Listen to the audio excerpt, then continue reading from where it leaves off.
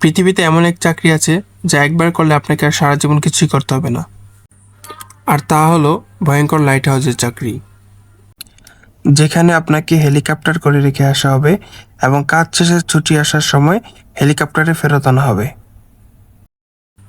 যে কাজ করে আপনি বছরে প্রায় $10 লক্ষ বা বাংলাদেশের টাকায় 12 কোটি টাকারও বেশি টাকা ইনকাম করতে পারবেন।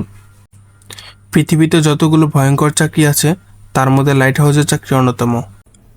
আজকে আপনাদেরকে তেমনই ভয়ঙ্কর এক লাইট হাউসের গল্প শোনাবো, যেখান থেকে ফিরে আসে না কেউ। এটা পৃথিবীর সবচেয়ে বিখ্যাত এবং রহস্যময় লাইট হাউস ঘটনার একটি, যেখানে 3 জন কর্মী হঠাৎ করে অদৃশ্য হয়ে যায় এবং আজও এর পুরো সত্য জানা যায়নি কি ঘটেছিল। 1900 সালের ডিসেম্বর মাসে স্কটল্যান্ডের দূরবর্তী দ্বীপ ইলিয়নমোর এ অবস্থিত এই লাইট হাউসে কাজ করছিলেন 3 জন light keeper, James Ducat, Thomas Marshall এবং ডোনাল্ড ম্যাকচর।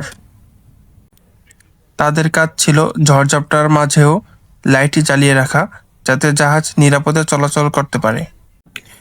রহস্যের শুরু। একটি জাহাজ প্রথমে লক্ষ্য করে যে লাইট হাউসের আলো নিভে গেছে।